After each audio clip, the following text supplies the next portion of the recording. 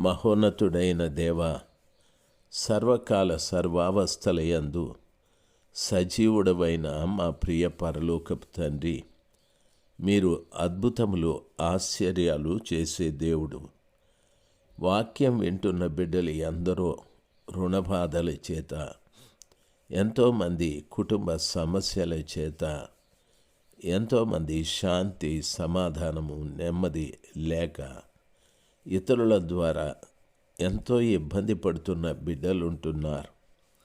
దయచేసి నీ వైపు చేతులు చాపి ప్రభువా అని కన్నీరు విడిచే ప్రతి వారిని మీ పిల్లలుగా స్వీకరించి వారికున్న సమస్యలు పరిష్కరించమని ప్రార్థిస్తున్నాను.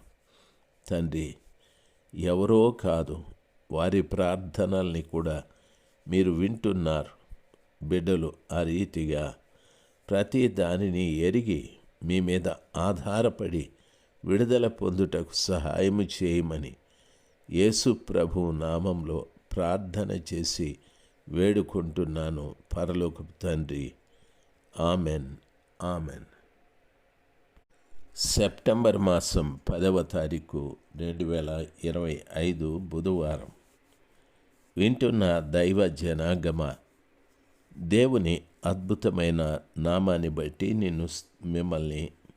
మిమ్మల్ని నమస్కరిస్తూ ఒక విన్నపాన్ని చెప్తున్నాను. నా ఫోన్లో దరిదాపు 7,000 కాంటాక్ట్స్ ఉండేటివి. అవి బ్రాడ్కాస్ట్లో ఉండేవి. ఈ మధ్యన వాట్సాప్ వారు బ్రాడ్కాస్ట్ని స్టాప్ చేసేశారు. 7,000 కాంటాక్ట్స్ గ్రూపుల్లో నేను చేయటానికి కుదరడం లేదు. అందుకని మీకు ఒక లింకు పెట్టాను. మీరు అన్యథా భావించకుండా ఆ లింకును క్లిక్ చేసి తిరిగి ఈ గ్రూప్లో చేరాలని ప్రభునామన మనవి చేస్తూ ఉన్నాను. ప్రతిరోజు మీరు వింటున్నటువంటి వాక్యం తిరిగి మీకు రావటానికి ఇదొక అవకాశం. దయచేసి ప్రభు పిల్లలుగా నా మనవి, ఆ రీతిగా చేయండి. మీరు క్లిక్ చేసి జాయిన్ అయి సబ్స్క్రైబ్ చేయండి, లైక్ చేయండి. దేవుని యొక్క నామ మహిమార్థమై పని చేయండి. దేవుడు మిమ్మల్ని దీవించుగాక. ప్రియులారా, నేను ఆత్మ పొందిన వ్యక్తులు ఎలాగుంటారు అని చెప్పాను. ఎందుకంటే ఇశ్రాయేలీలు యుద్ధానికి వెళ్ళి భయపడుతూ ఉన్న దినాలలో, వారి యూదావారు భయపడుతున్న దినాలలో యహజీయేలు అనేటటువంటి ఒక ఆత్మ పూర్ణుడు, దేవుని ఆత్మ అతని మీదకి వచ్చిన కారణాన అతడు రాజుకి, యెరూషలేము పట్టణంలో ఉన్న ప్రజలకి, సామాన్యులకు, యూదావారికి అందరికీ ఆయన చెప్పిన మాటలు ఎంతో ధైర్యాన్ని, ఎంతో బలాన్ని చేకూర్చాయి. ఈరోజు ఆత్మ పొందిన బిడ్డలు యహజీయేలు లాగా ఉంటే ఎంత బాగుంటుంది గమనించాలి. దేవుని వాక్యంలో ఈ రీతిగా చెప్పబడి ఉంది. న్యాయాధిపతుల గ్రంథము 6వ అధ్యాయం 34వ వచనంలో, గిద్యోనుతో దూత మాట్లాడిన తరువాత గిద్యోను బూరబూదాడు. గిద్యోను బూరబూదగానే అతడు యెహోవా ఆత్మచేత ఆవేశింపబడి బూరబూదగా, అప్పుడు అబీయెజరు కుటుంబం వారు అతని యొద్దకు వచ్చిరి అని వాక్యము సెలవిస్తుంది. ఆత్మావేశంతో ఒక దైవ సేవకుడు బోధించినప్పుడు కుటుంబాలుగా ఆయన దగ్గరికి రావాలి. ఎందుకు అని అడిగితే మీరు గమనించండి, బైబిల్ ఈ రీతిగా సెలవిస్తుంది. ఆ రోజుల్లో కూడా ఇజ్రాయేలు ప్రజలు చాలా ఇబ్బందికరమైన స్థితిలో ఉన్నారు. దేవుని వాక్యం ఆ రీతిగా సెలవిస్తుంది. ప్రియులారా, న్యాయాధిపతుల గ్రంథము 6వ అధ్యాయం 6వ అధ్యాయములో ఈ మాటలు చెప్పబడ్డాయి.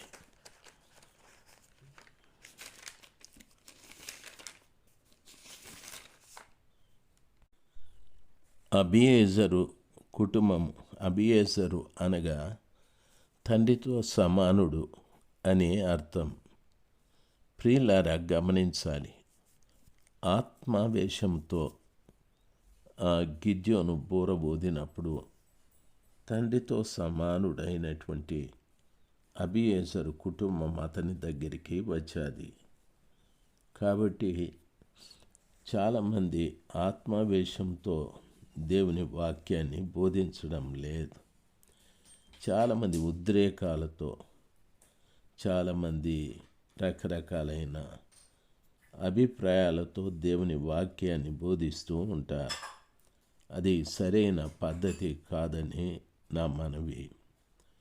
ప్రియులారా, గమనించాలి.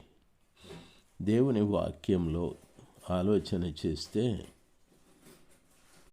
మొదటి సమూయేలు గ్రంథము 10వ అధ్యాయం 6వ వచనంలో చదువుకున్నట్లయితే బైబిల్ ఈ రీతిగా సెలవిస్తుంది. చూడండి. ఫిలిష్తీయుల దండు కాపువారుండు దేవుని కొండకు చేరుదువు. అచ్చట ఊరి దగ్గరకు నీవు రాగానే స్వరమండలము, తంబుర, సన్నాయి, సితారాలు వాయించు వారి వెనుక ఉన్నతమైన స్థలము నుండి దిగివచ్చు ప్రవక్తల సమూహం నీకు కనబడును. వారు ప్రకటన చేస్తా వస్తారు. యెహోవా ఆత్మ నీ మీదికి బలముగా దిగి వస్తుంది. నీవు వారితో కలిసి ప్రకటన చేయుచుండగా నీకు కొత్త మనసు వచ్చును. దేవుడు తోడుగా ఉండును గనుక ఈ సూచనలు నీకు సంభవించిన తరువాత నీకు మంచిదని తోచిన దాన్ని చేయము. సమూయేలు ప్రవక్త సౌలుతో చెప్తున్న మాట. దేవుని ఆత్మ నీ మీదికి వచ్చినప్పుడు నీవు వారితో కలిసి ప్రకటన చేస్తావు. నీకు కొత్త మనసు వస్తుంది అని చెప్పాడు. దేవుని బిడ్డలుగా ఆలోచించవలసిన సమాచారం. ప్రియులారా, దేవుని ఆత్మ ఒకరి మీదకి వస్తే వాళ్లకు కొత్త మనసు వస్తుంది. అయితే సౌలు మీదకి వచ్చినప్పుడు అతడు ప్రకటన చేశాడు. ప్రవక్తలతో కలిసి ప్రకటన చేశాడు. తరువాత అతనికి క్రొత్త మనసు వచ్చాది. చాలామంది దేవుని ఆత్మ పొందాము అంటున్నారు, కానీ ప్రకటన చేయలేదు. వాళ్లకు కొత్త మనసు కూడా రాలేదు. పాత మనసే ఉంది. పాత అలవాట్లే, పాత మాటలే, పాత జీవితమే, పాత కోపమే, పాత ఆవేశాలే, ఇవన్నీ కూడాను.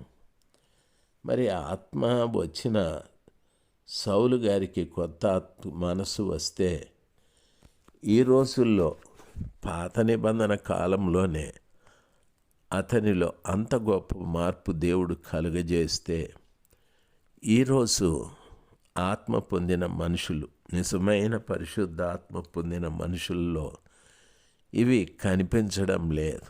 అప్పుడు వారు పొందిన ఆత్మ దేవుని వద్ద నుండి పంపబడిన ఆత్మ, లేక వేరొక ఆత్మ, సాతానుడి వద్ద నుండి పంపబడిన ఆత్మ. ఆలోచన చేయాలి. ఈ మాటలు నిజంగా ప్రతి వారికి అవసరం. బైబిల్లో సౌలు గారికి కొత్త మనసు వచ్చిన కారణాన ఆ కొత్త మనసు చేసిన పనేమిటి అని అడిగితే బైబిల్లో ఈ రీతిగా చెప్పబడి ఉంది. వాక్యంలో చదువుకున్నట్లయితే అర్థమవుతుంది. యాబేష్ గిలాదులో అమోనీయుడైన నాహాషు దిగాడు. అప్పుడు యాబేష్ గిలాదు వారందరూ కూడా వారిని చూసి భయపడి ఒక విషయము అడిగారు. దయచేసి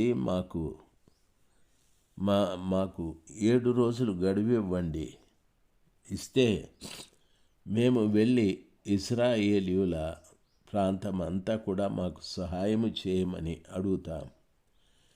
ఎవరైనా మాకు సహకరించి సహాయం చేస్తామంటే మీతో మేము యుద్ధం చేస్తాము, లేని పక్షాన మీకు దాసులై ఉంటామని చెప్పారు.